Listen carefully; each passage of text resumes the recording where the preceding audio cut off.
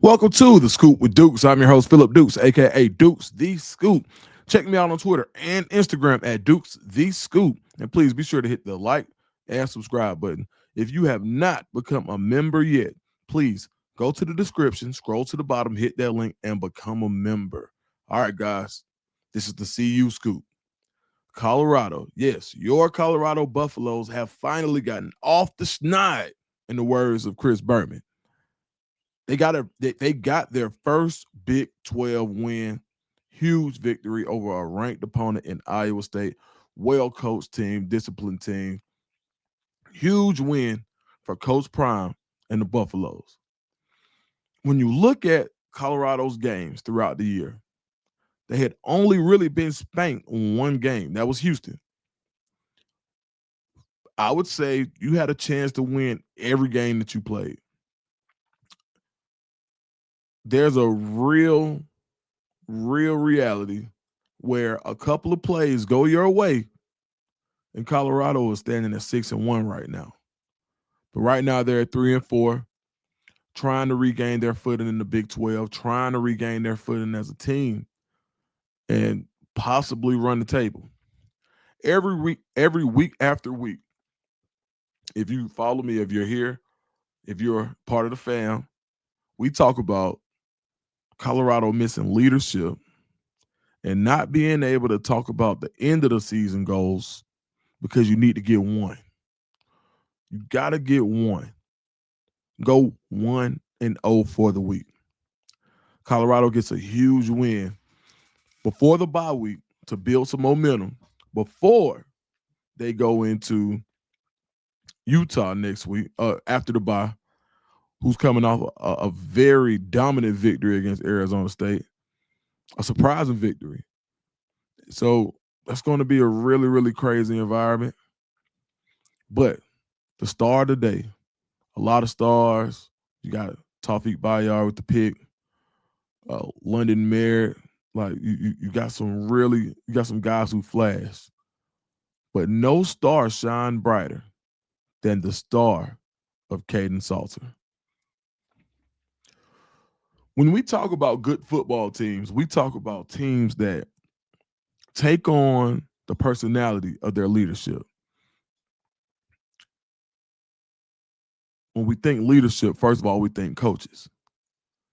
And there is a sort of a hierarchy when it comes to leadership.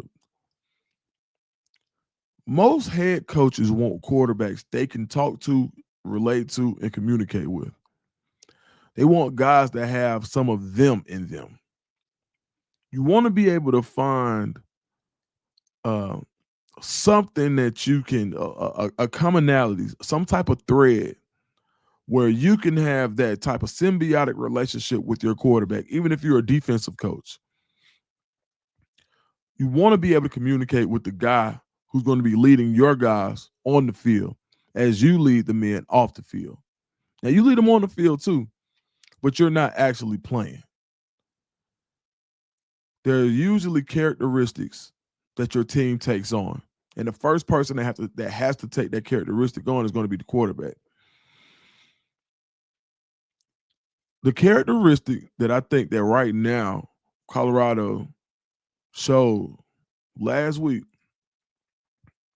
would be resilience and accountability. Those two characteristics, a couple. Coach Prime having surgery, another unexpected surgery, getting it done so he could be at practice the following day. The cancer diagnosis be damned.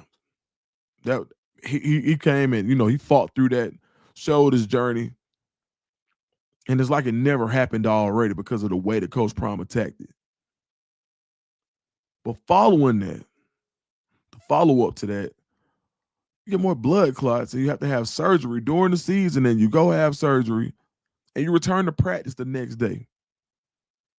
For a team that's been lacking that the fire, the closing ability, the resilience, that was really, and I that was really one of those things where something that could be a traumatic experience actually came out for the better. because Kaidon Salter showed exemplified accountability and resiliency. Rewind a couple of weeks ago, after a tough game, Kaidon Salter says he really never recovered, or he was still dealing with, or he had a tough time. It was tough on him dealing with the ramifications that came after his benching against Houston. Said he was still having a tough time with that. And a lot of people said, well, that's not your leader. That, why he's a fifth-year senior. Why is he still having feelings about that? They totally disregarded the human portion of it. Now, I also feel like I'm not sure if that's the right thing to say at that time, but I do. But even in my original video, I said that I don't sympathize, but I empathize with the sentiment. Right? It's a difference. I get it. Is basically what I said. So now you rebound from that game and you go into TCU, a very winnable game, and you throw 3 interceptions, one on the goal line in a close game. Even though it was a 14-point loss, it could have easily been 7-3, whatever. You were in that game to the end of it.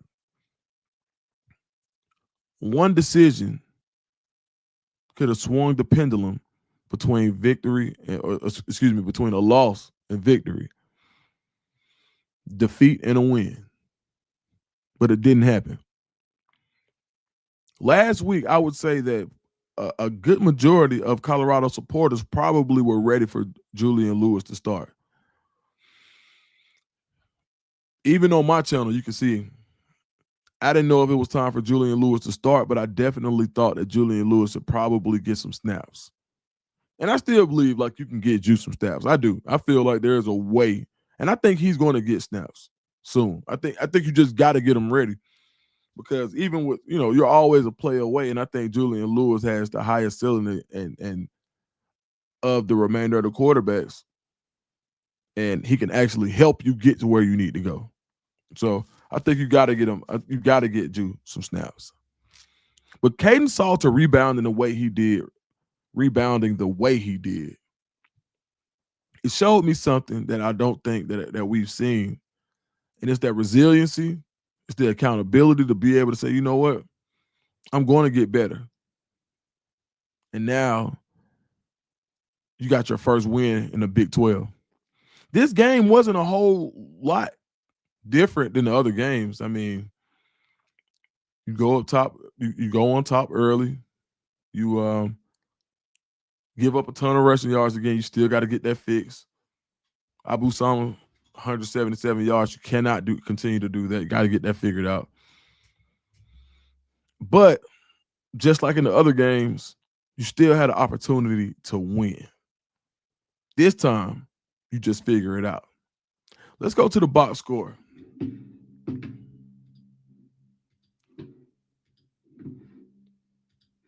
Let's check Kaidon's stats out.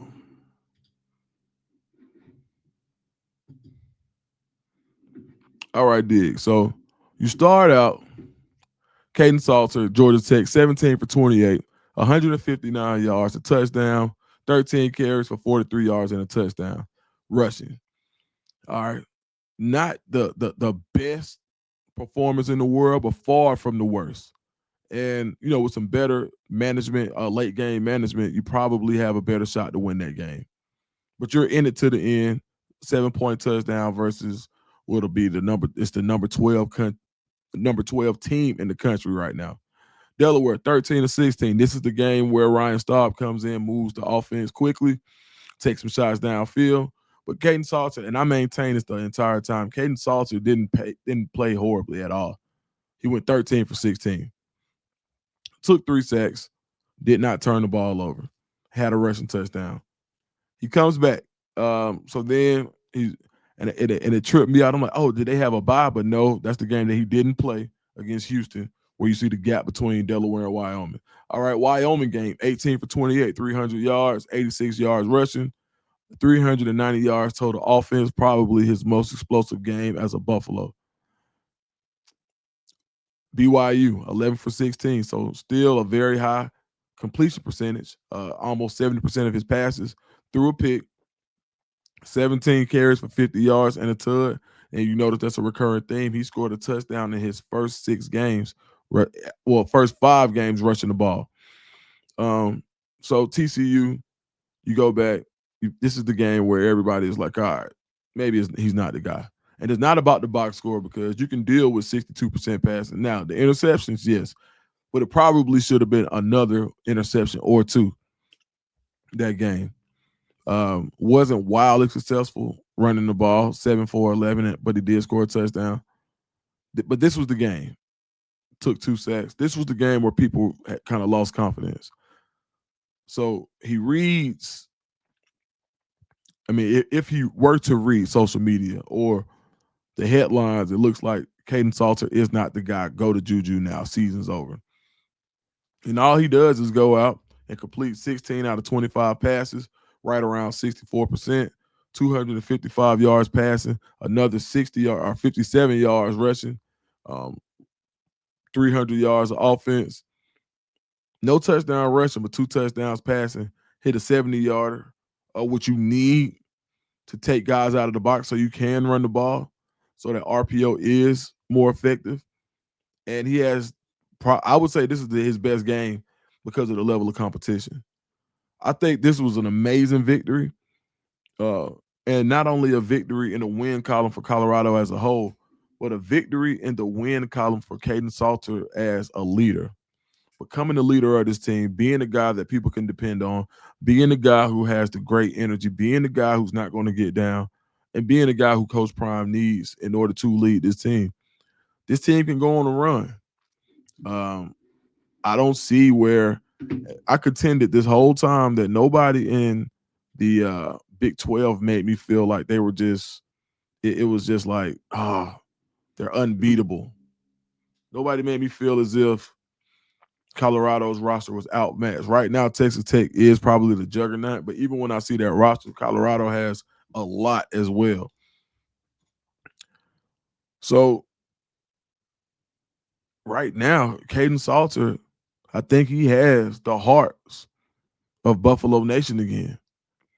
I think you saw some of what made Kaidon Salter such a highly touted recruit coming out of high school, and also what excited people about him coming to Colorado from the portal. So now you just got to see, can he maintain it?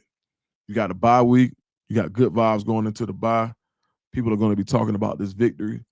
You beat Utah, and you watch the Big 12 cannibalize itself. Is there a potential road for Colorado to get to the Big 12 championship? I'm not sure. But what I am sure about is the only way that you can get there is from having a leader. And Kaidon Salter, if he can continue to get there game by game, 1-0 every week, you cannot think about Big 12 championship right now. If he can continue to be the best case Salt, he can beat week to week. And you find a way to get Juju some meaningful snaps in the meantime as well, Colorado could get hot. And frankly, I'm excited because I think they deserve it, man. When you saw the exuberance of the boys in the locker room, it looked like a weight had been lifted. And now we thought it was a week before that this was going to be last year's UCF game, but it came a week later. And I think this could be the game that sets some stuff off in Colorado. Recruiting as well.